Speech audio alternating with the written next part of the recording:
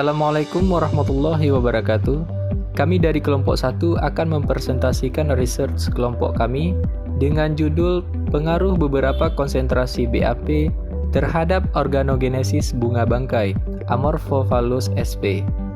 Dengan anggota kelompok terdiri dari 6 orang anggota, yaitu yang pertama Cindy Yulia Mukhda, yang kedua Ries Rahmadani, yang ketiga Sandra Loika, yang keempat Fikri Aulia, yang kelima Miftahul Khairani, dan yang keenam Zunijar.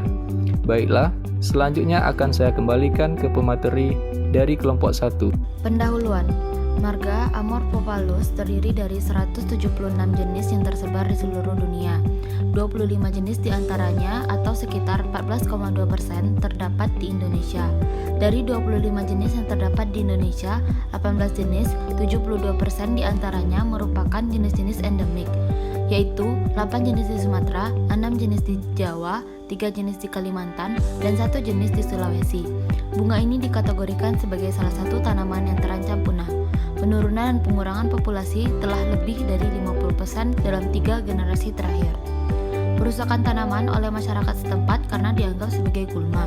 Berdasarkan pernyataan tersebut, maka diperlukan suatu upaya konservasi Amorphophallus titanium.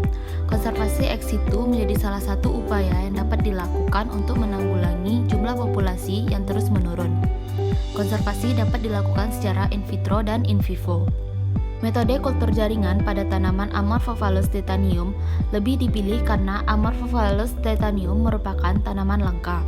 Permasalahannya, dalam perbanyakan kultur jaringan, Amorphophallus titanium adalah lamanya muncul kalus dan tunas, sehingga untuk merangsang pertumbuhan kalus dan tunas perlu diberikan ZPT. Salah satu jenis auksin yang sering digunakan dalam kultur jaringan adalah NAA, merupakan auksin sintetik yang sangat efektif untuk induksi kalus. Sedangkan BAP merupakan sitokinin sintetik yang sering dikombinasikan dengan auksin. Pemberian NAA dan BAP akan merangsang pembelahan sel serta meningkatkan sintesis protein yang dapat mempengaruhi pertumbuhan kalus. Tujuan penelitiannya adalah untuk mengetahui pengaruh beberapa konsentrasi BAP terhadap organogenesis bunga bangkai. Selanjutnya ada bahan dan metode, waktu dan tempat. Penelitian ini telah dilaksanakan pada bulan Februari sampai April 2020 di Laboratorium Kultur Jaringan jurusan Budidaya Pertanian Fakultas Pertanian Universitas Andalas Padang. Bahan dan alat. Yang pertama bahan yang digunakan dalam penelitian ini terdapat 3 bahan utama. Yang pertama bahan tanaman. Bahan tanaman itu explain yang kita gunakan adalah petiol bunga bangkai. Bahan yang kedua itu media yang kita gunakan itu MS, Murashige and Scope. Media ini berguna untuk memenuhi nutrisi explant. Yang ketiga yaitu ZPT atau zat pengatur tumbuh. Yang pertama itu digunakan BAP, benzyl aminofurin, batu agar dengan konsentrasi 8 gram per liter, sukrosa 30 gram per liter, HCl dengan konsentrasi 0,1 dan NaOH juga 0,1. Selanjutnya itu alkohol 70% dan alkohol 96% dan alkohol. Selanjutnya alat yang kita gunakan pada penelitian ini yaitu laminar airflow atau LAF, hot plate, timbangan analitik, tabur ukur, oven, Erlenmeyer, gelas piala, batang pengaduk, botol kultur. Botol yang digunakan adalah botol ASI ukuran 100 ml. Selanjutnya itu cawan Petri, spatula, saringan, pinset, autoclave, bunsen, kertas PH, HVS, dan kertas label juga ada tulis. Rancangan penelitian kita susun menggunakan rancangan acak lengkap atau RAL. Perlakuan yang digunakan di sini adalah berbagai konsentrasi BAP. Perlakuan pertama itu pemberian 0,5 ppm BAP ditambah dengan 0,5 ppm NAA atau naphthalene acetate acid. Yang kedua itu 1,1 ppm BAP tambah dengan 0,5 ppm NAA. Yang perlakuan ketiga 1,5 ppm BAP ditambah dengan 0,5 ppm NAA. Dan yang terakhir perlakuan keempat yaitu 2 ppm BAP ditambah dengan 0,5 ppm NaA. Prosedur penelitian. Yang pertama, pelaksanaan. Pelaksanaan terdiri dari sterilisasi alat, pembuatan media, persiapan eksplan, dan penanaman eksplan. Untuk sterilisasi alat, tahap awal yang dilakukan adalah disiapkan botol kultur yang diperlukan. Selanjutnya, botol kultur yang telah disediakan dicuci di air mengalir menggunakan sabun untuk menghilangkan kontaminasi. Kemudian direndam dengan menggunakan larutan natrium hipoklorit 1,25% selama 24 jam. Setelah itu dibelah sampai bersih dan dikeringkan selama 24 jam. Botol kultur kemudian disterilisasi dengan autoclave pada tekanan 15 psi atau pound per square inch, tekanan pada bidang seluas 1 inci dengan suhu 121 derajat Celcius dan dipertahankan selama 30 menit setelah mencapai tekanan 15 psi. Alat selain botol kultur yang digunakan sebagai alat tanam seperti cawan, petri, tisu, lakban bening, pinset, gunting, saringan dibungkus menggunakan kertas HVS, kemudian dibungkus dengan plastik bening dan disterilisasi menggunakan autoclave. Setiap penggunaan autoclave dianjurkan untuk melakukan penggantian air. Kemudian setelah di autoclave, di oven selama beberapa menit dengan suhu 60 derajat Celcius. Selanjutnya yaitu pembuatan media. Media yang dipakai yaitu media Murashi & Skok atau yang biasa dikenal dengan media MS, adalah media dasar yang digunakan dengan BAP sesuai dengan perlakuan. Kemudian cara pembuatan media MS dengan volume 1 liter adalah disiapkan semua alat dan bahan yang akan digunakan.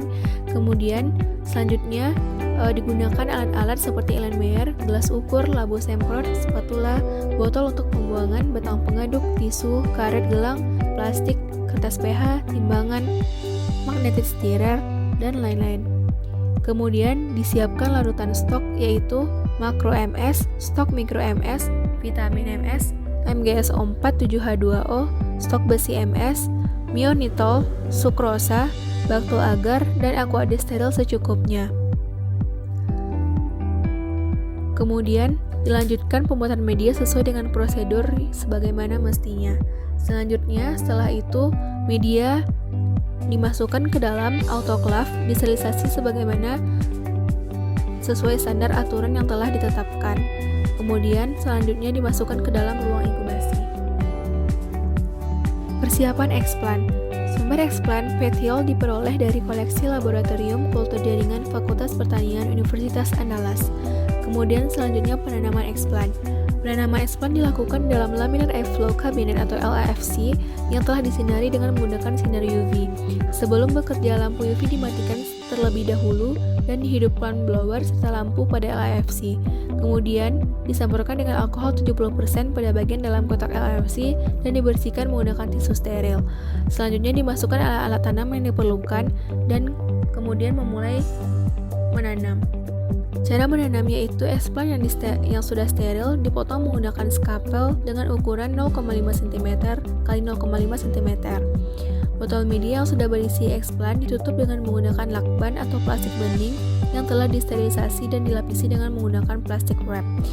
Setelah penanaman selesai, botol-botol kultur disusun di ruangan inkubasi dalam rak kultur sesuai dengan denah penempatan berdasarkan RAL. Selanjutnya yaitu pemeliharaan. Pemeliharaan dilakukan setiap hari untuk menjaga kebersihan pada ruangan kultur dengan cara menyemprotkan alkohol 70% di setiap rak-rak. Eksplan yang terkontaminasi dicatat dan didokumentasikan dengan menggunakan kamera digital. Selanjutnya pengamatan. Pengamatan terdiri dari yang pertama waktu terbentuknya tunas. Pengamatan dilakukan setiap hari sampai muncul tunas dari eksplan. Yang kedua itu waktu terbentuknya kalus. Pengamatan dilakukan setiap hari sampai munculnya kalus dari eksplan. Selanjutnya yaitu persentase eksplan berkalus. Pengamatan dilakukan pada saat akhir pengamatan yaitu minggu ke-8 setelah penanaman. Persentase eksplan berkalus dihitung dengan menggunakan rumus jumlah eksplan yang berkalus dibagi dengan jumlah eksplan yang ditanam dikali 100%. Selanjutnya yaitu persentase eksplan bertunas. Pengamatan dilakukan pada saat akhir pengamatan yaitu minggu ke-8 setelah penanaman. Persentase eksplan bertunas dihitung dengan menggunakan jumlah eksplan yang bertunas dibagi jumlah eksplan yang ditanam dikali 100%. Selanjutnya yaitu jumlah tunas. Pengamatan dilakukan pada saat panen yaitu minggu ke-8 setelah penanaman. Pengamatan dilakukan dengan cara menghitung jumlah tunas yang terbentuk dari masing-masing eksplan. Hasil dan pembahasan. Eksplan dinyatakan hidup apabila eksplan mampu hidup pada media induksi sejak penanaman sampai selesai penelitian. Eksplan hidup dapat dipengaruhi oleh persentase eksplan kontaminasi dan browning. Tujuan pengamatan persentase eksplan hidup adalah untuk mengetahui seberapa besar pengaruh sterilisasi eksplan yang digunakan dalam penelitian. Jumlah eksplan yang hidup dicirikan eksplan berwarna hijau atau terbentuknya kalus. Tabel 1 rata-rata waktu terbentuk tunas, di mana pada mini riset ini ada 4 perlakuan. Yang pertama yaitu 0,5 ppm BAP ditambah 0,5 ppm NaA. Yang kedua 1,0 ppm BAP ditambah 0,5 ppm NaA. Dan perlakuan ketiga 1,5 ppm BAP ditambah 0,5 ppm NaA. Dan perlakuan keempat 2 ppm BAP ditambah 0,5 ppm NaA, di mana hasil rata-rata pada waktu terbentuknya tunas itu tidak terjadi. Tabel 2 yaitu rata-rata waktu terbentuk kalus, di mana pada 4 perlakuan tersebut rata-rata waktu yang terbentuk yang paling tinggi itu terdapat pada perlakuan ketiga, yaitu 1,5 ppm BAP ditambah 0,5 ppm NaA, dan yang paling rendah yaitu terdapat pada perlakuan keempat, yaitu 2 ppm BAP ditambah 0,5 ppm NaA. Untuk perlakuan 1 dan 2 itu rata-rata waktu terbentuknya kalus itu sama.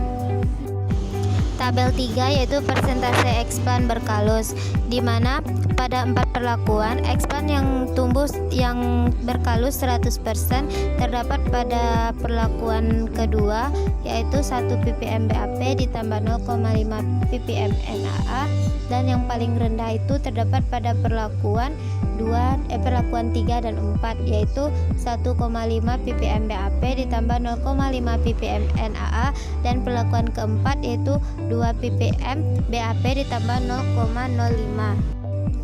Tabel 4 persentase eksplan bertunas. Pada perlakuan tidak ada eksplan yang bertunas. Semuanya menunjukkan tidak adanya pengaruh baik BAP maupun NaA. Hasil yang didapatkan yaitu 0%. Tabel 5 itu jumlah tunas atau buah. Pada 4 perlakuan jumlah tunas yang terbentuk itu tidak ada, baik itu pada perlakuan pertama, 2, 3 maupun 4. Semuanya menunjukkan 0. Baiklah, selanjutnya yaitu gambar 1. Ini merupakan kondisi eksplan saat pengamatan terakhir. Perlakuan A merupakan eksplan yang diberi perlakuan 0,5 ppm BAP ditambah 0,5 ppm NaA. Sedangkan perlakuan B merupakan eksplan yang diberi perlakuan 1,0 ppm BAP ditambah 0,5 ppm NaA. Untuk perlakuan C yaitu eksplan yang diberi perlakuan 1,5 ppm BAP ditambah 0,5 ppm NaA.